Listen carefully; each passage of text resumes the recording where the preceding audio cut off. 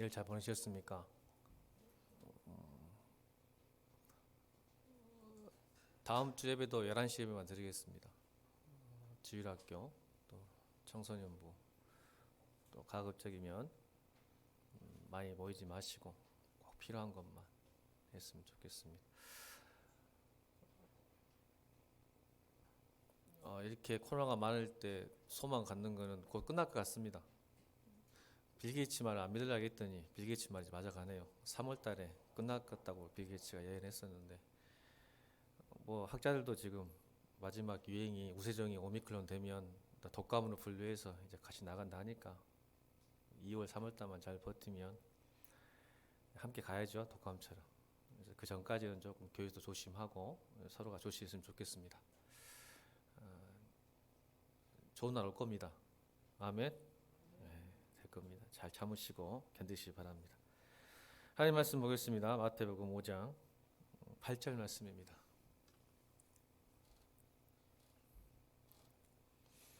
마태복음 5장 8절 말씀 두 번 합독합니다.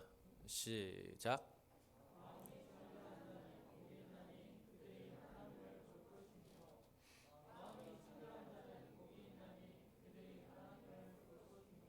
아멘. 오늘은 6번째 복인 마음이 청결한 자가 복이 있다.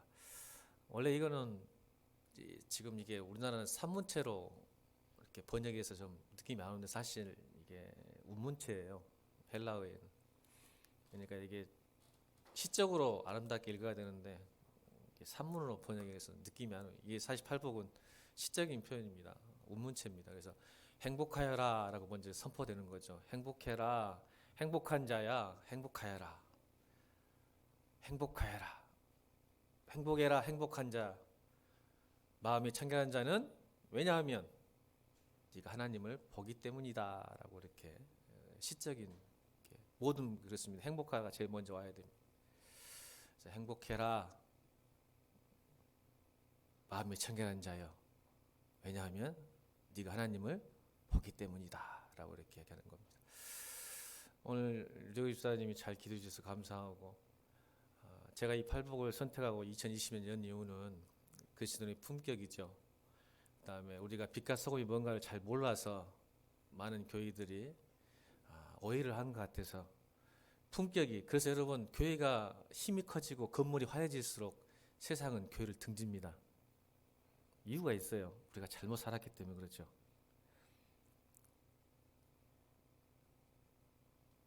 빛과 소금이 못된 거예요. 교회가. 교회 안에서도 그렇게 열심히 하는데 열심히 하는 사람이 그것 때문에 상처가 더 힘이 들어요. 어려워요. 열심히 하는 사람 때문에. 기도 열심히 하는 사람, 봉사 열심히 하는 사람, 헌금 열심히 하는 사람 때문에 힘들고 상처를 받아요. 교회가 커가고 힘이 세질수록 세상은 우리를 질려해요. 등을 져요. 왜 그럴까요? 품격이 없기 때문이죠. 삶의 변화가 없기 때문이죠. 교회도 똑같은 세상의 방식으로 뭔가를 취하려고 하는 것이죠. 교회가 신의 힘을 빌려서 자기의 삶의 행복을 위해서 수단화시키고 도구화시키려고 하나님을. 그 모습에 질리는 거예요. 사람들이. 우리 안에서도 질리는 거예요. 상처받는 거예요. 여러분, 빛과 소금은 그런 거 아니에요. 좋은 스펙을 가지고 돈을 잘 벌고 좋은 대학 가고 좋은 차를 타고 전 아파트 사는 게 그리스도의 품격이 아니에요. 그 세상과 빛이 아닙니다. 오해하셨어요.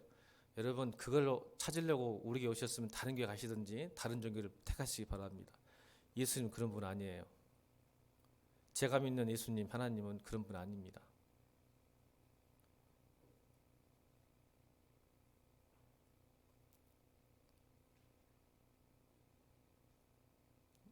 분위기가 벌써 썰렁해지죠? 우리 영상 하나 보도록 하겠습니다.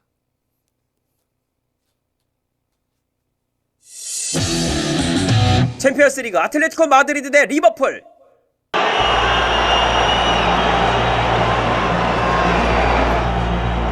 자, 레길론이 안드레 마리너 심판에게 관중석 쪽을 가리킵니다. 쪽 무슨 오. 네 문제가 있나요? 무슨 문제가 오. 생긴 것 같은데요 경기장에서.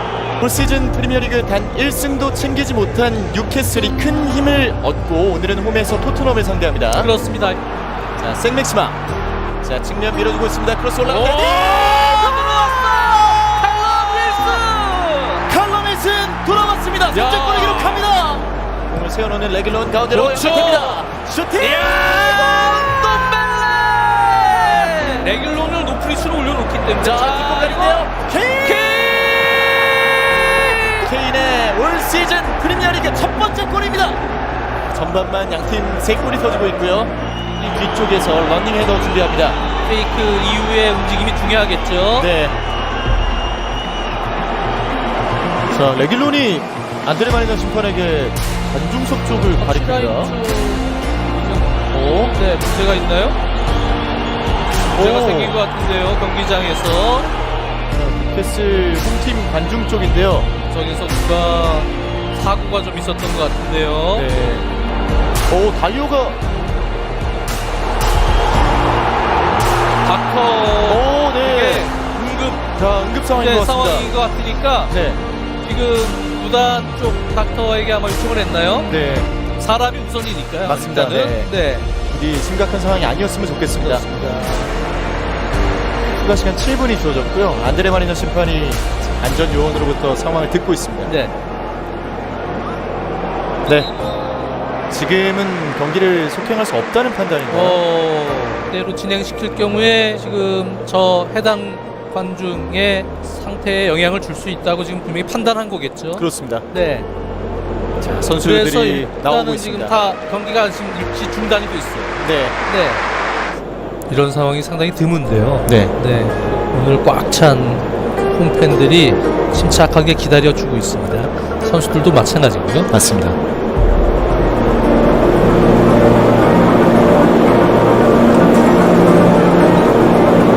자, 선수들이 이제 다시 진입합니다. 나오나요? 네.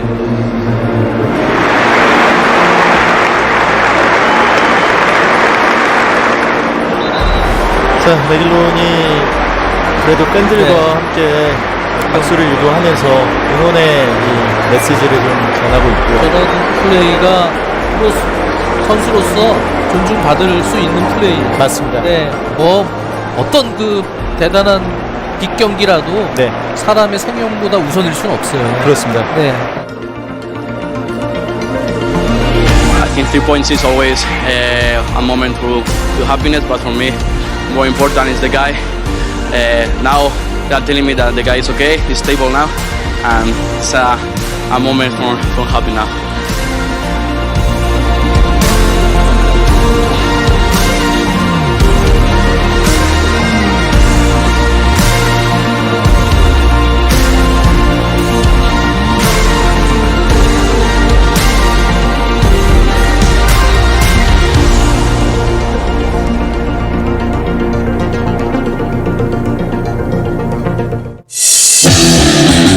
챔피언스리그 아틀레티코 마드리드 대 리버풀.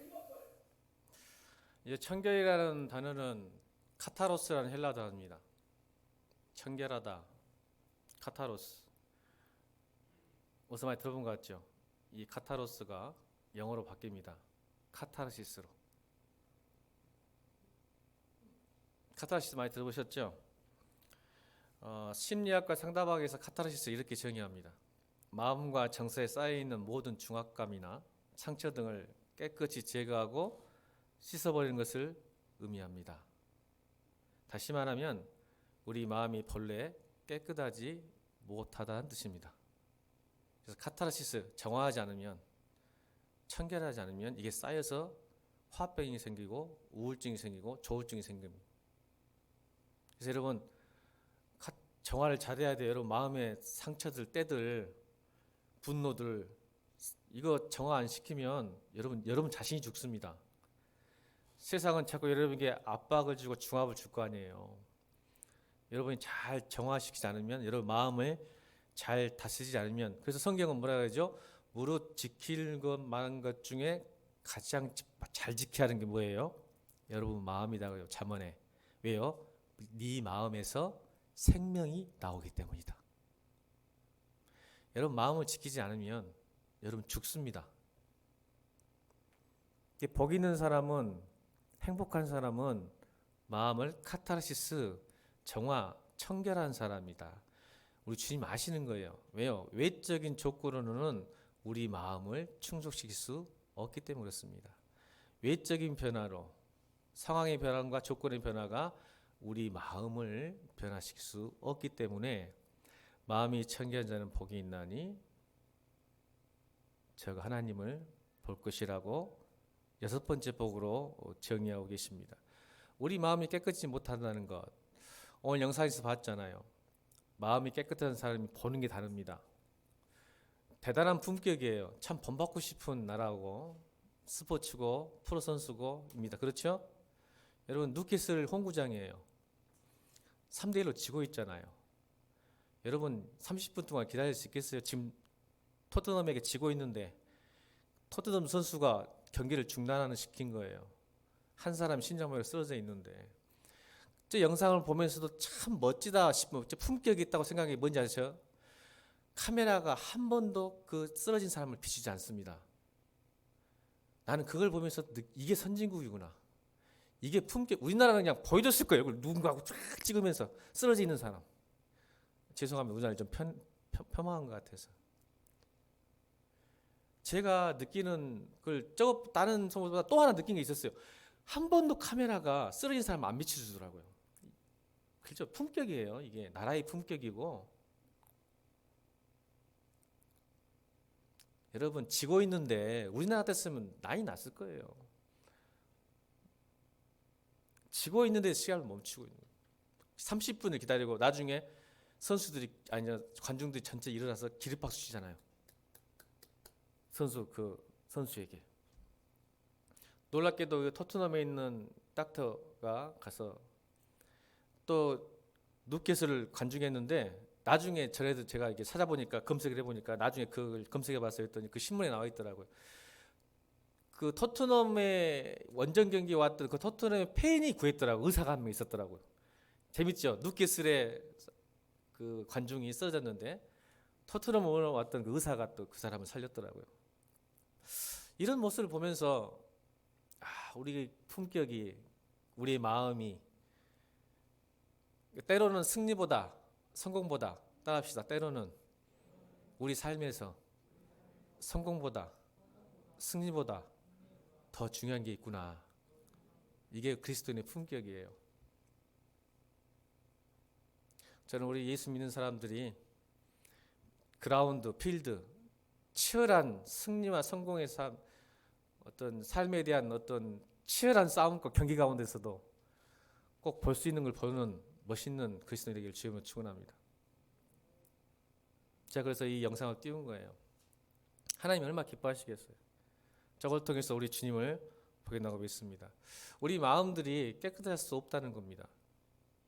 우리는 마음이 제가 여러분 명절 때 되면 자꾸 옛날에 들었던 생각이 나는 게 뭐냐면 어떤 한 분이 제가 옛날에 식당에서 들었던 분 어떤 한 분이 자기 며느리를 요구하는 거예요. 명절 끝나고 나서 어떻게 오겠을까요? 얘는 와서 준비도 안 해. 맨 쇼핑만 해. 나가서 남편 밥도 안 차려줘. 지 놀고 뭐 헬스장 뭐죠? 뭐 필라테스 하고 막 그런다고 막 흉을 보고 있더라고요. 그럴 수도 있겠구나 싶었는데 그때 그 옆에 있던 친구 할머니가 이제는 자랑을 하더라고요. 야, 우리 딸은 시집 잘 갔어. 남편 밥 안 차려줘도 돼. 날마다 남편이 돈 잘 벌으니까 쇼핑도 해. 재밌게 여행도 가. 이걸 들으면서 느낀 게 뭐예요, 여러분? 우리 마음이 상태가 보는 관점과 시각이 달라지는 거예요. 무슨 뜻입니까? 자기 딸은 사랑하니까 편히 쉬고 손에 물을 안 묻히면 시집 잘 간 건데 며느리가 물을 안 묻히면 장가 못 간 거예요, 아들이. 이게 우리 마음이에요. 똑같은 현상인데 누구냐에 따라 달라지는 거죠. 그래서 우리의 마음은 세상을 보는 눈이죠. 내가 어떤 안경을 쓰냐에 따라 빨간색 안경을 쓰냐에 따라 빨간색으로 보이게 되고 검정 안경을 쓰면 검정게 보는 게 우리 마음의 상태예요. 그래서 미움과 증오로 내 안에 미움과 증오, 화가 있으면 세상을 보는 것도 미움과 증오로 보게 되고요. 내가 사랑이 있으면 세상도 사랑하게 보게 돼 있는 겁니다. 사람의 삶은 대개 두 가지 스타일로 구분된다고 그래요. 심리학에서. 크게 심리학에서는 삶의 두 스타일. 하나는 마음에 내켜야 하는 사람들이 있답니다. 무슨 일인지 내 마음에 내켜야 움직이는 사람들이에요. 마음이 따르지 않으면 절대 움직이지 않는 사람들. 일단 이런 사람은 마음이 결정이 돼야 행위가 따라가는 사람이에요. 또 하나는 먼저 행동하고 마음을 정리하는 사람도 있답니다. 해놓고 보자는 식입니다. 일단 질러놓자, 저질러놓자, 또 나중에 수습하는 형태가 있다고 그럽니다. 제가 여러분 이걸 특별히 왜 이야기하냐면, 먼저 행동하고 마음을 정리하는 사람들은 먼저 행동한 다음에 나중에 정리해서 어떻게든지 그걸 합리화시키고 그런 스타일이에요. 근데 이걸 이 두 사람의 삶을 이야기를 하고 싶은 게 아니라, 사람의 마음의 상태가 얼마나, 동기가 얼마나 삶의 스타일을 바꿀 수 있는지를 설명하고 싶어서 그러는 거예요. 마음의 상태에 따라 어떤 사람은 마음이 먼저 움직여야 되고 어떤 사람은 행동이 먼저 움직여야 한다는 그 말들은 내가 어떤 상태에 따라 어떤 동기가 있냐에 따라 내 삶의 스타일이 바뀐다는 것입니다. 그런데 여러분, 자기 마음을 스스로가 알아요. 난 이러면 안 돼 라고 하지만 그 마음을 다스릴 수 있는 건 쉽지 않다는 거 여러분 잘 아시죠? 내 인생이 내 마음대로 안 돼요. 여러분, 저도 그래요. 말을 그 자리에서 이런 말 하면 안 될 텐데, 여러분 제가 설교 끝나고 나면 늘 지쳐있고 힘든 이유가 뭐냐면, 그 말을 꼭 설교 시간 해야 될까, 이런 후회가 와요. 여러분, 또 왜 또 밥맛이었고 또 이렇게 축 처져 있냐면, 왜 이 말을 안 했을까. 여러분, 제가 오늘 또 이 설교 끝나고 나서 또 혼자 앉아서 2시간 반성하고 있을 거예요. 왜 내가 그 순간에 그 이야기를 했을까. 그렇게 열심히 애우고 한 일주일 내내 애우고 고민했는데 왜 그때는 그 말을 해야 될 수밖에 없었을까. 또 왜 주일날 그 말을 꼭 하지 않고 넘어갔을까.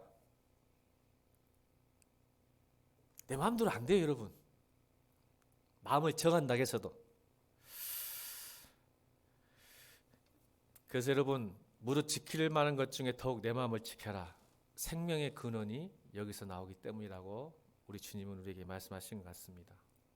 마음을 다스리는 것이 쉽지 않다는 것. 여러분, 우리가 마음을 대로 먹는 대로, 제가 이런 생각을 해봤어요. 우리는 자꾸 이런 생각을 해요. 나는 언제든지 마음만 먹으면 할 수 있어 라는 생각을 할 수 있는 분이, 청년 중에도 그런 분이 계시더라고요. 근데 인생을 살아보니까 나는 언제든지 마음만 먹으면 할 수 있어라는 말이 얼마나 어리석은 말인지 알게 됩니다. 근데 청년들은요, 자기 고집 꺾지 않으려고요, 자기는 언제든지 할 수 있다고 믿어요. 이걸 제가 이제 제 표현으로는 객기 부린다는 거예요. 저도 객기를 부려본 적이 있어요. 청년 때. 나는 마음만 먹으면 언제든지 할 수 있어. 성경, 기도, 나는 마음만, 지금 내가 바빠서 그러지, 내가 공부해야 될 게 있어서 그러지, 내가 뭔가 할 게 있어서 바빠서 그러지, 내가 마음만 먹으면 목사님 언제든지 기도할 수 있고 언제든지 봉사할 수 있고 언제든지 할 수 있다고 생각하는 청년들이 참 많더라고요. 여러분, 인생의 선배로서 말하는데 안 됩니다.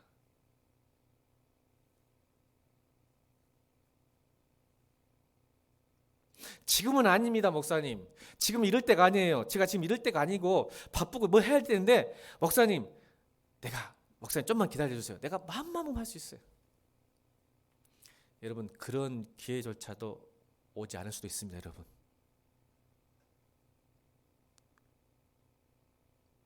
지금 바쁘니까요, 이게 중요하니까요, 이거부터 해놓고 할게요.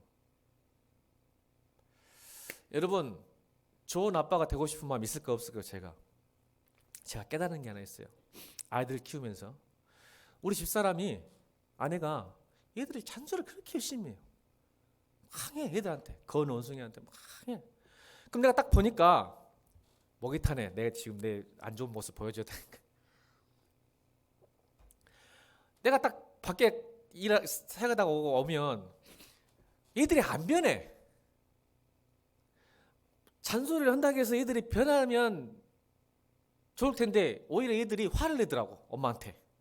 그래서 내가 딱 오면서 짜증이 나는 거야. 아니 왜 얘들이 변하지도 않는데 이렇게 잔소리를 할까? 그냥 참고 기다려주고 그냥 넘어가지. 여러분 참 좋은 아빠 같잖아요. 안 좋은 엄마고 잔소리 해가지고 한 번 시키고. 근데 애들은 안 변해. 그러니까 왜 저렇게 싸우지? 그래서 내가 우리 집사람한테 말하는 거예요. 왜 이렇게 애들하고 싸우는가? 왜 싸우지? 왜 이렇게 서로 기분 나빠고 싸우고 문 꽉 닫고 막 성질 내고 막 엄마는 이래 저래 싸우고 있는가? 좀 내버려 기도하고 내버려도. 제 아내가 했던 말이 참 있어요. 보세요. 나한테 했던 말이, 그러면 자기가 한번 애들하고 살아봐. 저는 애들하고 살지 않았어요. 이게 무슨 지 아세요? 이상과 현실의 차이예요. 좋은 아빠들은요, 좋은 아빠라고 생각하는 게 뭐냐면, 아니 앞치남하고 저녁에 와가지고 애들 잠깐 보는 거야. 내 엄마는 애들과 함께 있어. 그러니까 함께 살아보면 절대 좋은 말이 안 나와요. 할렐루야, 집사님들, 그죠?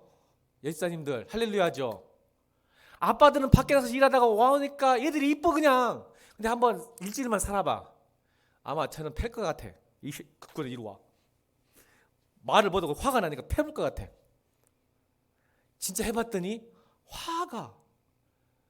명절 때 어디 안 가고 제가 함께 있어봤더니 짜증나는 게 나더라. 진짜 어디 가버려야지. 내 걸 못 보겠더라. 진짜 같이 못 살겠더라 그냥. 여러분, 좋은 아빠? 생각은 그렇게 하죠. 근데 현실은 그렇지 않아요. 막상 살아보면, 아이들과 살아보면 절대 좋은 아빠가 될 수 없어요. 저는 때릴 것 같아. 그냥 성질 나서. 여러분, 신앙도 그래요. 언제든지 마음 먹으면 되겠다. 언제든지 기도하면, 목사님 언제든지 기도할 수 있어요? 언제든지 성경 읽을 수 있어요? 한번 해보세요. 안 됩니다, 여러분. 성경 보는 게 쉬운지 아십니까? 기도하는 게 쉬운지 아십니까, 여러분? 언제든지 할 수 있는 걸로 생각하십니까? 천만에 맞. 여러분 몰라서 그러는 거야. 나처럼 얘들을 안 키워봐서 몰라. 성경을 안 읽어봐서 모르고 기도 안 해봐서 모르는 거야. 목사도 기도하기 싫어서 얼마나 바라간지 몰라요. 언제든지 마음 먹으면 된다고요?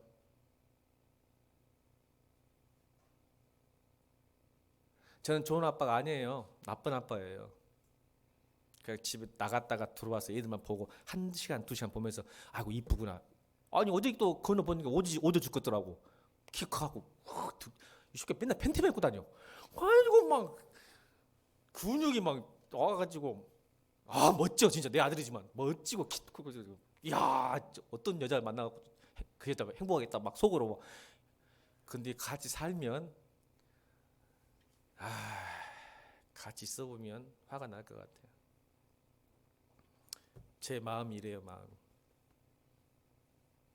지금 마음 이야기하고 있잖아요. 마음 이야기. 주님께서 오늘 왜 6번째 복으로 마음의 청결한 자를 이야기했냐면 항상 말했잖아요. 로마 시대에 살고 있는 유대인들, 이 말은 예수 안 믿는 사람 이야기가 아니라 로마 시대에 살아가는, 유대 시대에 살아가는 로마 사람들에게 했던 말이에요. 아니 유대인 믿는 사람들에게 했던 말이죠. 유대인들에게는 정결법이라는 게 있어요. 정결. 자기 자신을 청결하게 하고 하나님께 나아가게 했어요. 여러분 제사의식 있잖아요. 그러니까 제사 드릴 때는 번제 화목제를 드려서 드리지 않으면 주님께 나갈 수가 없어. 우리는 예수 그리스도 십자가 때문에 지금 이 자리에 나온 거예요. 아멘이에요? 그 당시에는 제가 정결하지 않으면 절대 죽습니다. 예배를 못 드려요. 아예 못 드려요. 그래서 번제를 가지고 희생양 소를 갖고 나 대신 죽습니다 하고 바쳐야 되잖아요. 근데 우리가 그럴 의미가 없어요. 이제 십자가로 우리의 죄를 다 사했기 때문에 오늘 이 시간 예배 드리는 분들이 예수 그리스도 십자가 의지하면 주님 만나는 거예요. 그래서 정결법이 있어요. 굉장히 중요합니다. 그래서 선한 사마리아 비유에서도 왜 제사장과 레위인이 그냥 지나칠 수밖에 없냐면 정결법 때문에 그래요. 사마리아인이잖아요. 이방인들과 접촉하면 안 돼요. 예배 드리고 가는데. 그러니까 접촉하자. 한편 이해가 돼. 접촉해버리면 예배를 못 드리니까. 그러니까 피할 수밖에 없는. 여러분 유대인들은 굉장히 무서워요. 여러분 하루에 9번씩 손을 씻습니다. 율법으로 정해져 있어요. 유대인들은 그래서 유대인들이 병이 좀 없다 하더라고요. 그 정결법 때문에. 우리는 아침 한 번, 점심 한 번, 저녁 한 번, 3번인데 거기는 9번을 씻습니다. 무조건 9번을 씻어요, 손으로. 이게 정결법이에요.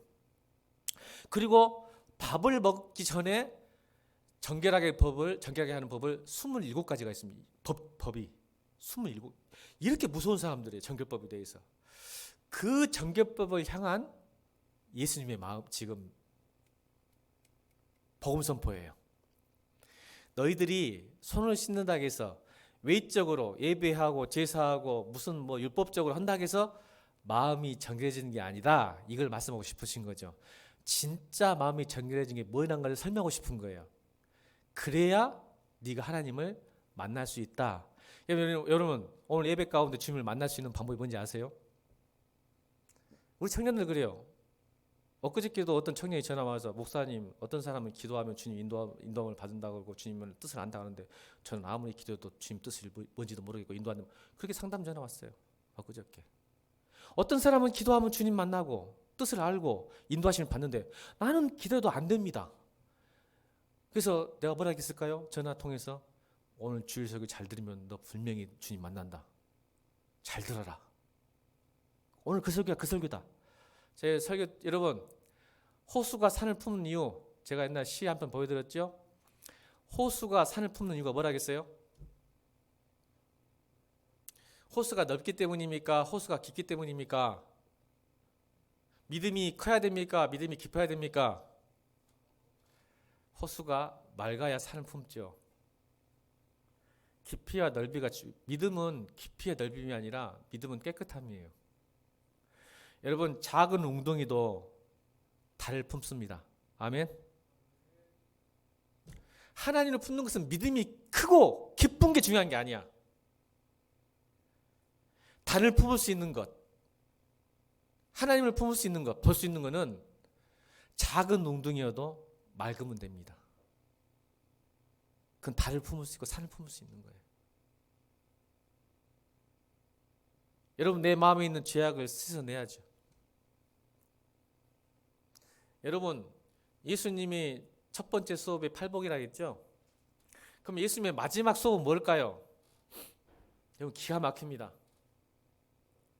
그러니까 예수님의 첫 번째 설교는 행복하라 팔복이라면 예수님의 마지막 설교, 마지막 수업은 뭘까요? 생각해 본 적 없으시죠? 마태복음 23장에 나옵니다. 자, 마태복음 23장으로 갑니다. 예수님의 마지막 설교가 무엇인지.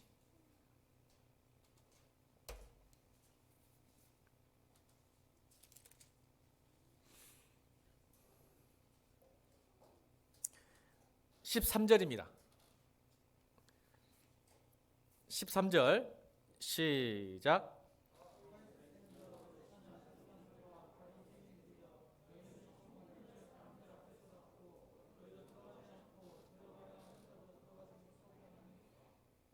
자, 25절 28절 있습니다. 25절 28절 시작.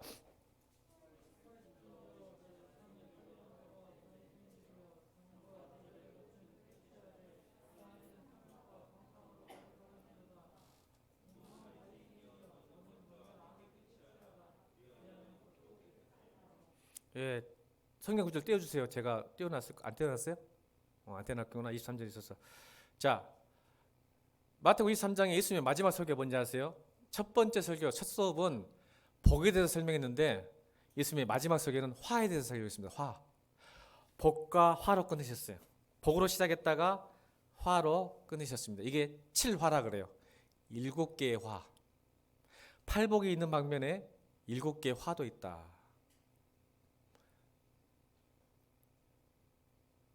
7개 화가 뭔지 아십니까? 화 있을진저 동일합니다. 외식하는 자들아. 이게 무슨 뜻입니까? 외식이 곧 정결함의 반대죠.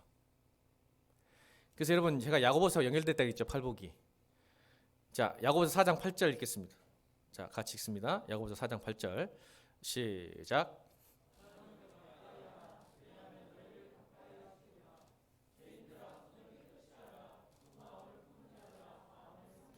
그렇죠. 하나님을 가까이 하면 마음이 청결해진다는 건데, 죄인들아 손을 깨끗하게 하라. 두 마음을 품은 자, 이게 청결의 반대말입니다. 그러니까 외식은 두 마음을 품은 거예요. 외식 두 마음이잖아요. 겉으로는 친절한데 속으로는 다른 생각 가지고 사는 거. 두 마음. 여러분, 그러니까 청결하지 못한다는 것을 성경은 두 마음으로 표현했어요. 그러니까 하나님을 볼 수 없고 하나님이 인도를 못 받는다, 하나님 뜻을 볼 수 없다는 것은 내가 기도하거나 말씀 보거나 봉사할 때 두 마음이 숨겨지면 넌 하나님 못 만난다, 이 말입니다. 볼 수도 없고 만날 수도 없고 경험할 수도 없다는 뜻입니다. 이게 화입니다. 외식하는 자들아. 그래서 두 마음을 품는 건 무엇일까 잘 생각해 보세요.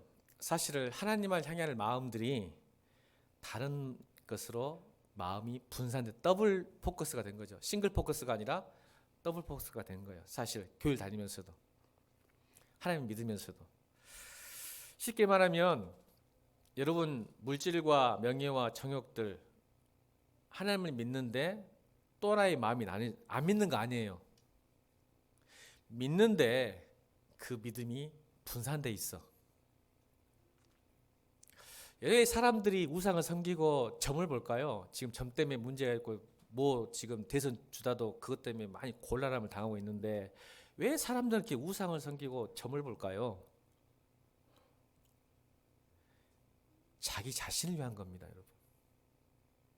여러분, 사실 우상은 자기 자신을 위해서 섬기는 겁니다. 우상을 섬기는 게 아니에요. 우상을 섬긴 이유가 자기 자신 때문이기 때문에 사실은 자기 자신을 섬기는 거예요. 이게 두 마음을 품은 사람이에요.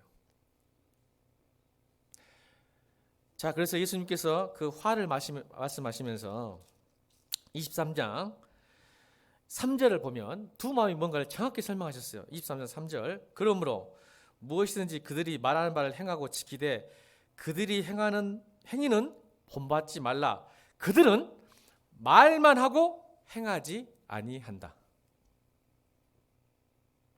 여러분, 두 마음 품은 사람 특징이 뭔지 아세요? 말만 해요. 절대 안 합니다. 이게 외식이고 두 마음이에요.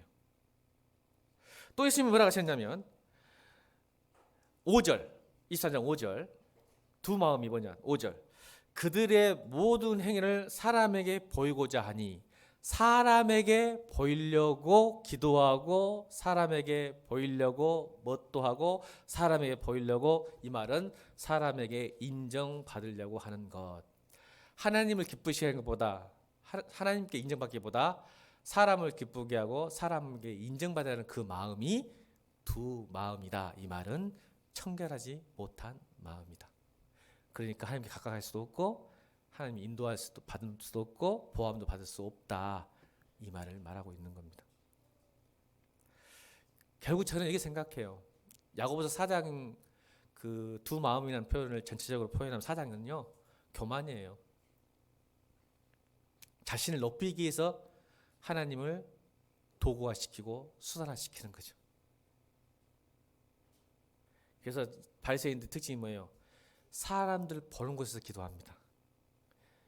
사람들 보는 곳에서 금식하고 사람들 보는 곳에서 예배합니다. 이게 두 마음입니다.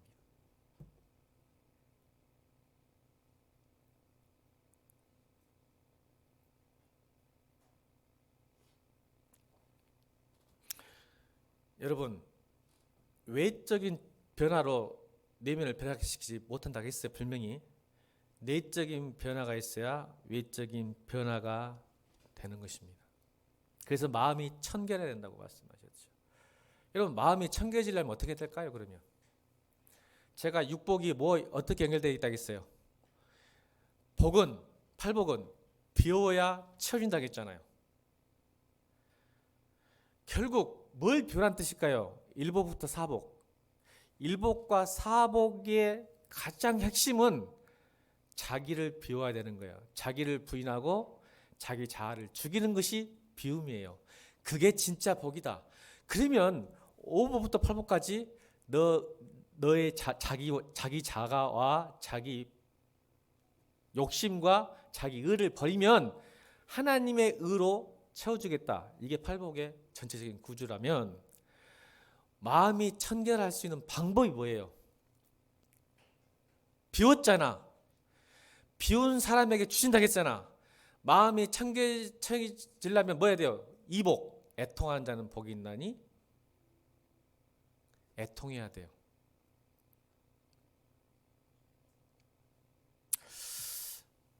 여러분 한국계 아쉬움이 뭔지 아십니까?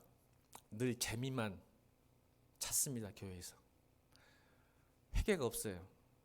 자기 인식 안 해요.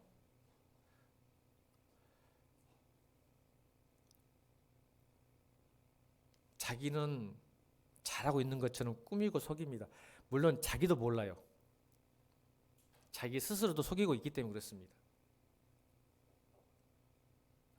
애통하는 자만이 청결해집니다. 방법 딱 하나밖에 없어요. 이게 여러분 말씀드렸잖아요. 말씀과 기도 외에는 거룩할 수가 없다. 왜 애통할까요? 말씀 앞에 있으니까 자기가 죄인이라는 걸 깨닫기 때문에 그렇습니다. 여러분 말씀 앞에 있으면 내가 얼마나 죄인인지를 깨닫습니다. 여러분 다른 종교는요, 다른 성자들은, 다른 종교의 성자들은 자기가 어떤 경지에 도달했다고 표현하고 드러냅니다. 잘 들으세요. 다른 종교는요, 성자라고 칭호받으면 그 사람은 뭔가 행위를 통해서 나는 이런 수준이라고 드러내는데, 기독교의 모든 성자들의 특징은 딱 하나입니다. 나는 죄인입니다. 다른 종교는 내가 이렇게 했기 때문에 이런 경지에 올랐다고 스스로를 높이고 있는데, 기독교의 성자들은 주님 앞에 더 가까이 갈수록, 말씀 앞에 설수록 나는 철저한 죄인입니다. 죽을 수밖에 없습니다. 나는 버려질만도 못합니다. 나는 공고한 사람입니다. 나는 죽을 수밖에 없습니다. 나는 죄인의 기수입니다. 나는 망하게 되었도다. 철저하게 주님 앞에서 자기 자신을 푸는합니다. 이게 진짜 기독교의 성자들입니다. 여러분 누가 더 깨끗할까요? 신 앞에서.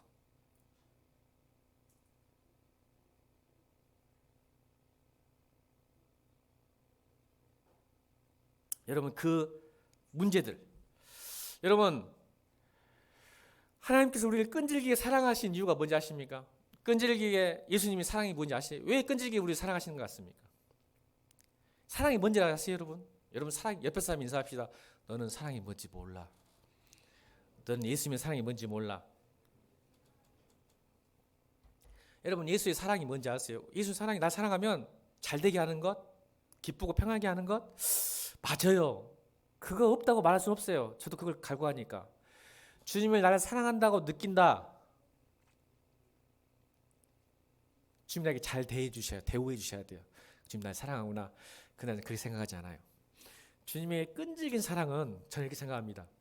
내가 주님 뜻대로 살지 않았을 때, 내가 죄를 지었을 때, 내가 괴로울 때요. 여러분 잘 들으세요. 주님이 사랑하신 나를 정말 사랑하신 이유가 뭔지 아세요? 진짜 크리스찬이라면요, 내가 주님 뜻대로 살지 못했을 때, 내가 죄를 지었을 때, 내가 불의를 저질렀을 때, 내가 무관심했을 때, 내가 괴로워할 수 있는 그 마음, 난 그게 진짜 주님의 끈질긴 사랑으로 믿습니다. 왜? 그래야 주님을 찾기 때문에 그렇습니다.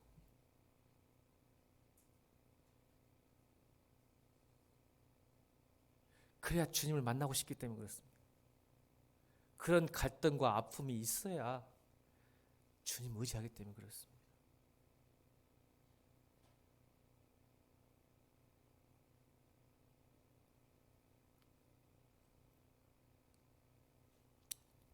그래서 여러분, 내가 하나님 뜻에 순종하지 못해서 갈등하는 우리 모습이 참 좋은 모습인 거예요. 사실은 내가 순종 못해서 이러면 안 되는데, 이렇게 애통할 수 있는 마음이 있다는 것은 여러분 무한한 가능성이 있다는 뜻입니다.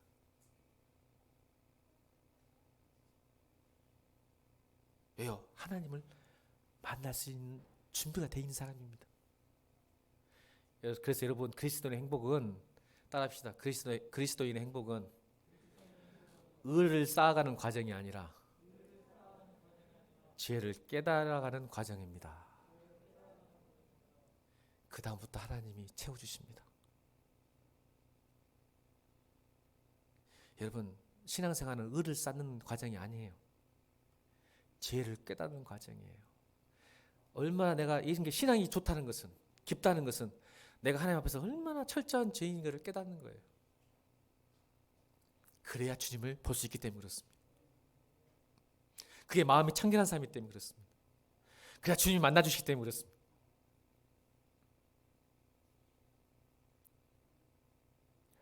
옆에 한 번 더 인사해봅시다. 내가 너를 통해서 하나님을 본다. 여러분, 마음이 깨끗하면 하나님을 보게 됩니다. 근데 이 본다는 의미를 착각이 하신 분이 계세요. 제가 지난주에 그 찰스 디킨스의 크리스마스 캐롤 얘기할 때 꿈을 통해서 스크루지가 변했다고 했잖아요. 여러분, 꿈을 통해서 볼 수도 있겠고 만날 수 그걸 부인하지는 않겠지만 하나님 우리를 만나게 우리가 볼 수 있고 만날 수 있다는 것이 꼭 그렇진 않아요. 말씀드렸잖아요. 이미 성경을 통해서 과거의 유령, 현재의 유령, 미래의 유령을 이미 보여주셨어요. 그걸 보고도 우리는 변할 수 있어요. 스크루지처럼. 그죠? 근데 여러분, 본다는 의미를 육안으로 본다고 생각해요. 그럴 수도 있다고 저는 오늘 선포할 수 있어요. 믿어요. 저는. 여러분이 육안으로 볼 수 있지만 주를 본다는 의미를 잘못 생각하면 내가 육안으로 본다. 여기서 말하는 본다는 의미는 육안도 볼 수 있지만 심안과 영안으로 볼 수 있다는 뜻입니다. 심안과 영안. 자, 여러분, 이 말을 제가 설명하려고 그래요. 그러면 주를 본다는 것이 뭔 말일까? 잘 들으세요.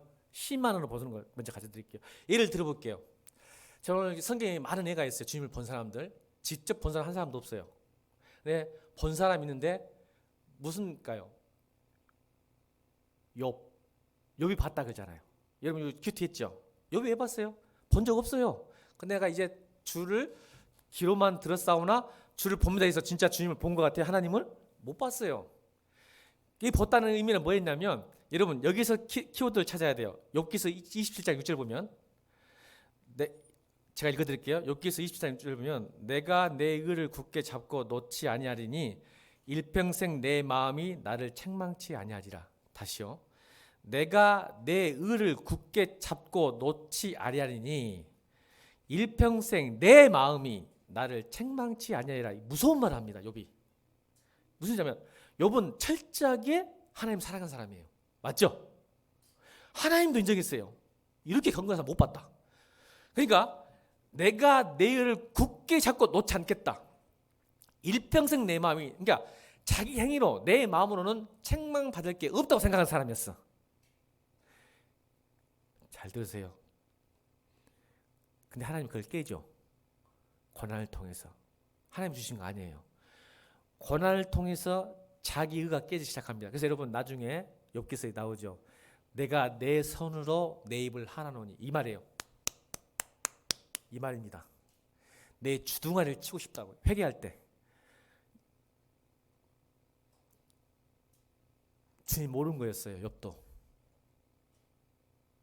근데 자기 일을 평생 붙잡겠다. 이 말은 그러니까 끝까지 뭐 했어요? 하나님 나한테 빨리 오세요. 내가 따질 게 있어요. 왜 내가 고난을 받아야 됩니까? 나 이런 사람 아니에요. 나 이런 대접 받을 사람 아니야라고 자꾸 생각했던 거예요. 그러니까 주님 오실 날 내가 분명히 따질 거다. 내가 이렇게 받을 사람이 아니야. 이런 자기, 내가 어떻게 주님을 사랑했는데, 내가 어떻게 주님께 예배했는데. 나중에 변하죠. 내가 정같이 나오리라. 내가 단련한 후에. 그래서 나중에 그걸 깨닫게 돼요. 그래서 자기 입을 때립니다. 제가 이게 형성화시킨, 이미지화시킨 거예요. 내 손이 내 입을 하나다는 표현을 합니다. 이미 내 주둥아리가 죄를 지었구나. 내의. 그래서 죄를 쓰고 회개합니다. 주님, 제가 주님을 모르고 내 주둥아리를 나불거렸습니다. 용서해 주십시오. 그래서 그 다음에 내가 이제까지 주로 귀로 들었사온데 이제 주님을 보았습니다. 10만이죠.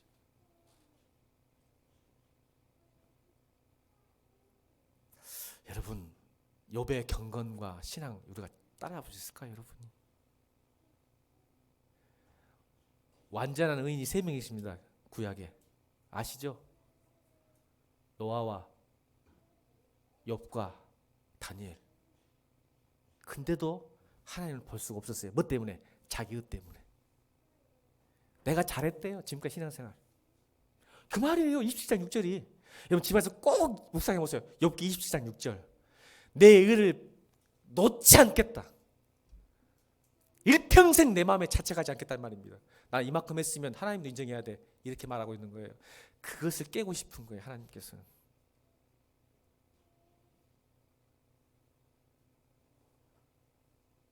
이렇게 하나님을 보게 되는 것입니다. 그 야곱의 예를 들고 제가 말할 시간이 없어서 야곱이 어떻게 하는 봅니까? 형 에서를 통해서 보잖아요. 보세요. 이거예요. 여러분 하나님의 성품을 느끼면서 주님을 보게 됩니다. 여러분 그래서 제가 인사하기 다시 한번 인사합시다. 너를 통해서 내가 하나님을 본다. 시작. 야곱이 하나님을 본다. 창세기 33장 10절 후반절에 내가 형님의 얼굴을 배운 즉 하나님의 얼굴을 본 것 같아오며 형님도 나를 기뻐하심이니라.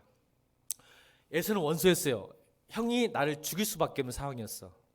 근데 형을 만나고 나니까 거기서 주님을 봐. 왜 그럴까? 주님의 성품을 본 거죠. 주님과 이렇게 맞짱 떴잖아요. 야복각 나루에서. 주님 은혜 주지 않으면 놓지 않겠습니다. 자기가 인생을 자기 잔머리로 자기 지혜로 그렇게 열심히 살았는데 꼬인 인생을 살았어. 맞죠? 자기 생각대로 자기 지혜로 자기 방법으로 그렇게 열심히 머리 좋은 사람이 하고 근데 인생이 자꾸요 될 듯 싶어도 안 되고 막상 잡으려기도 못 잡고 그래서 주님께 맞짱 뜬 거예요. 주님 은혜 안 주면 못 갑니다. 승리했잖아요. 이게 애통하는 거예요. 애통해 이게. 주님이 은혜 안 주면 나 못 갑니다. 하나님 못 갑니다. 은혜 주시고 가야 됩니다. 은혜 주셔야 됩니다. 이게 애통이에요. 이게 간절함이에요. 내가 내 마음대로 살았더니 안 되니까 주님 은혜 주셔야 됩니다. 주님이 날 살려달라고. 그랬더니 그 다음날 에서를 만났는데 에서가 보여. 에서를 통해서 나를 죽이려고 칼 들고 올 줄 알았더니 에서가 포기해물잖아요. 선물도 안 받아. 에서가 필요 없다. 내 동생입니다. 거기서 하나님의 선물. 아 하나님은 사랑이구나. 하나님은 은혜구나. 여러분 옆에 사람이 곧 하나님 볼 수 있는 방법이에요. 하나님의 성품을 느끼는 거예요. 옆에 사람 보고 다시 한번 내가 너를 통해서 하나님을 본다. 근데 여러분 놀랍게도 자기 자신이 하나님의 도구인지를 몰라요. 종교인들은 내비쳐. 이게 신기해. 바리새인들은 자기가 하나님을 잘 믿고 있다고 보여주잖아. 근데 자기는 하나님 보여주지도 않는데 옆에 사람이 느껴. 할렐루야. 이게 진짜 복이야.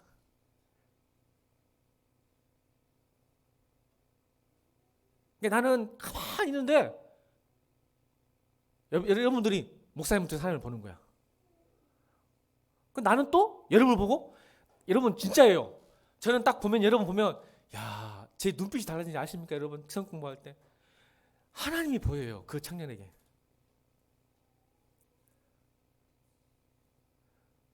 여러분 모르세요? 청년이 했던 말이요 하나님의 음성으로 들려요. 저한테. 여러분 그거 느끼시죠? 아시죠? 대화하다 보면 그분의 말이 하나님 음성으로 들릴 때가 있어요. 하나님을 보고 있는 거예요. 제가 지금. 또 합시다. 옆에 사람 보면서 내가 너를 통해 사단도 본다. 여러분 참 신기해요. 이것도 몰라요. 자기 자신이 지금 사단의 도구인지 하나님의 도구인지를 모릅니다.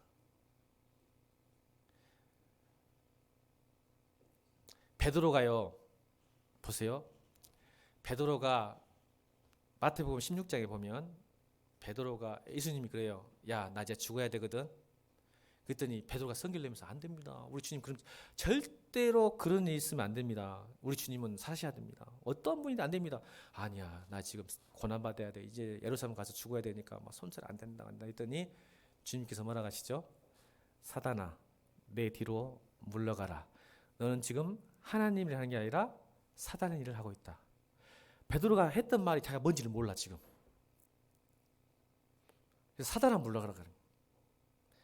그리고 나서 나중에 또 17장에 넘어가니까 변화산에서 변화산 변호사 갔더니 모세하고 엘리야와 또 주님이 변화받아가지고 멋있게 탁 있으니 베드로가 또 거기서 초막셋을 짓고 하나는 주님을 위해서, 하나는 모세를 위해서, 하나는 엘리야를 위해서 여기서 사합시다 그래. 예수님은 꾸중하지 않았지만 지금 거기서 살아야 돼. 예수님이 다시 산 밑으로 내려와서 십자가를 다시 하잖아. 보세요. 우리가 내가 했던 말, 행동들이 나도 모르게 사단 일을 하고 있을 때가 많아요. 그래서 여러분 다시 옆에 사람 인사합시다. 그러니까 마음이 청결해야 주를 보기도 하고 주의 말도 하고 주의 사역을 할 수 있단다. 그러니까 여러분 마음이 청결하려면 봉사하면 봉사할수록 힘들어. 옆에 사람 상처받아. 우리의 사역 다 아시죠? 따라합시다. 사역보다 사람이다.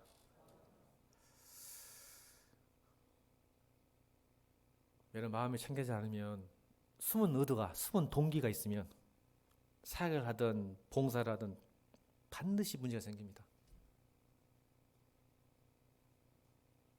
숨은 동기를 잘 찾아내서 반드시 여러분 정화하셔야 돼요. 카타르시스 깨끗하게 만들어내셔야 됩니다.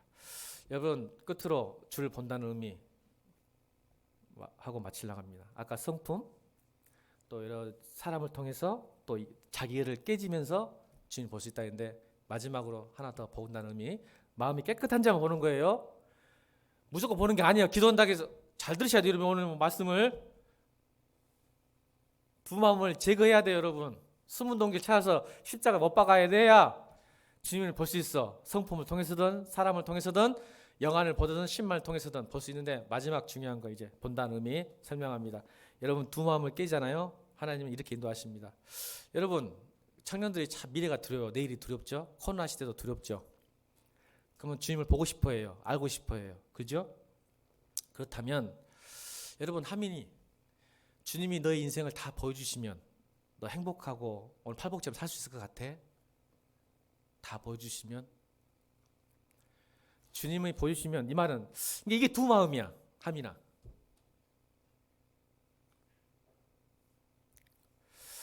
주님 그분에 대한 관심과 사랑이 아니라 사실은 주님이 주시는 다른 것에 관심이 있어. 우리는 이게 두 마음이에요. 사실 우리는 하나님께 별로 관심이 없어요. 여러분 죄송하지만 하나님 주시는 뭔가에 관심 있는 거야. 우리는 사실은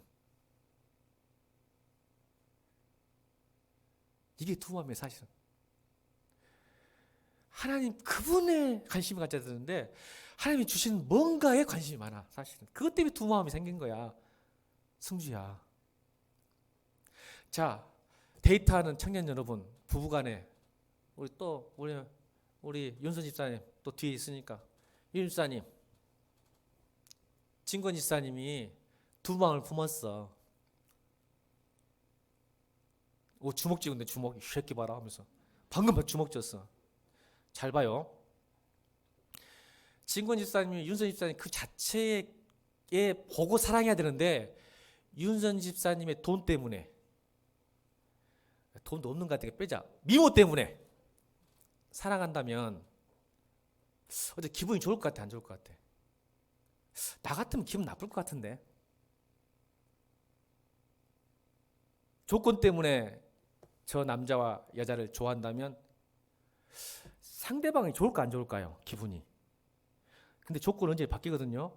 윤선 집사님 뭐 저렇게 계속 이쁠 것 같아? 이제 50대 되면 다 쭈글탱이 할머니 돼. 똑같아도 50대 60대는 이제. 그러면 젊었을 때 이뻐서 결혼했다고 했는데 안 이뻐져. 그럼 딴 여자 만나야 되겠네. 자 봐봐, 우리가 그러지고 있지 않나 이 말이야. 우리 사랑도 그러는데, 부부간의 사랑도 그렇고 연애할 때도 그러는데, 은진 집사님, 우리 타임 집사님 얼굴 뜯어먹고 산다 했잖아. 어제 뜯어먹고 온전한데 얼굴이 타임 집사님. 우리 주님이 여러분 기분 좋으시겠냐고. 너는 이거 줄 때만 좋아하더라. 이거 줄 때만 뭐 하더라. 이게 두 마음이에요. 여러분, 우리 아버지잖아요. 우리 아버지는 여러분이 구하지 않아도, 우리 박 집사님, 우리 유 집사님, 얘들이 말하지 않아도 다 주고 싶으시죠? 이게 아버지 마음, 어머니 마음이잖아.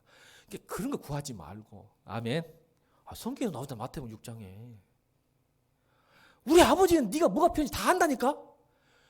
그러니까 그거에 관심 두지 말고 그분 우리 아버지 그분만 싱글 포커스, 싱글 마인드.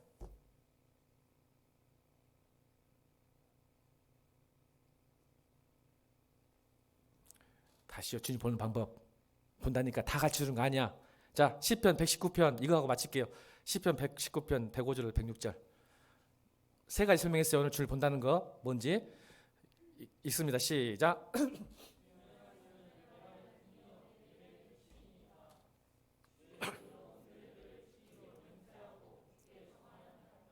여러분, 우리 하민에 대해 설명했었어요. 미래를 보여주고 주님 만나면 우리가 감당할 수 있을까? 감당 못해요. 자, 우리 인생은요 터널이에요.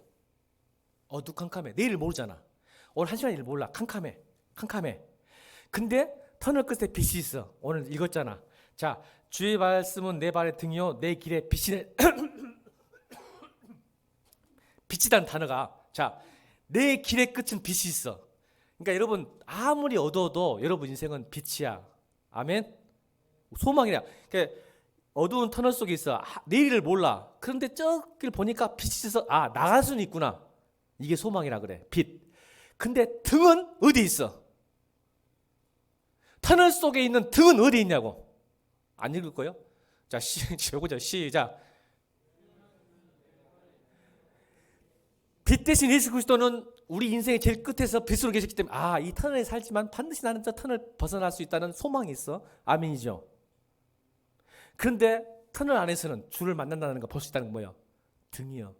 내 발만 비춰. 내 발만. 한번 해봤어요, 여러분? 내 발만. 이게 무슨 말이에요? 절대 여러분 다 보여주지 않아. 하나님께서 인도해 주지 않아. 왜 그럴까? 생각해 본 적 있어? 그냥 단순히 오늘 한 걸음 등 옮기면 또 보고 옮기면 보여주고, 이게 그 등이 나의 글을 한 걸음만 인도하게 만드시. 이게 하나님 인도하시는 거예요. 이게 주를 보는 거예요.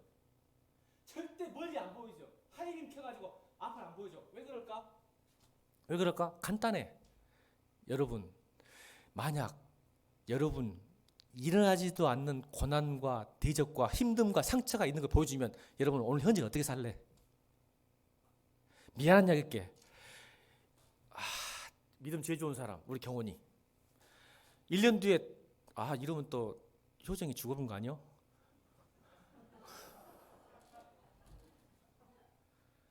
미안하 효정아, 믿음 있지? 1년 뒤에 경원이가 발 잘려버렸어. 돌다리가 잘려버렸어. 그걸 보여준다고 해봐. 2020년도가 2023년도에 경원이가 발 잘려버려. 교통사고로. 감당할 수 있겠어요, 여러분? 반대로 얘기합시다. 그러면 2023년에 경원이가 로또 대박 나버렸어. 100억 벌어버렸어. 이제는 효정이 문제가 아니라 경원이 문제야. 효정이랑 결혼 안 해. 효정이도 다리 잘리면 결혼 안 하지만 경원이도 100억 되면 결혼 안 해. 감당할 수 있겠어, 효정이? 야, 나 같아도 100억은 너하고 왜 결혼해, 내가? 쭉쭉빵빵하고 가지. 역시 믿음 있는 사람들 나쁜 새끼가 이제 목사님 나쁜 새끼. 여러분 감당 못합니다. 그래서 하나님은 이게 106절 중요해. 내 발의 등이야. 그 순간만 인도하시고 보여주셔요.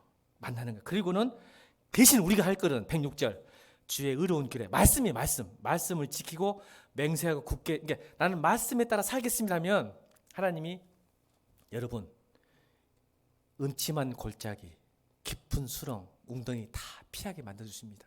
할렐루야. 이게 춤을 버는 거예요. 이게 경원아 다리 안 잘려.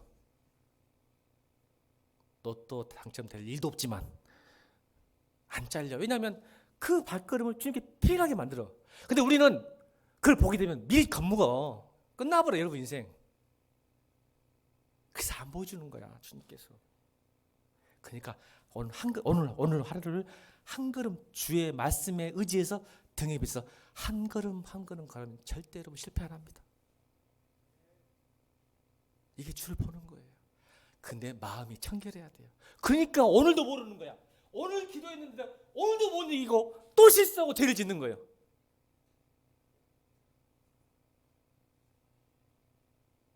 애통하십시오. 두 마음을 버리십시오. 하나님 반드시 여러분을 인도하고 주님을 볼 것으로 믿습니다. 우리 찬양하십시다.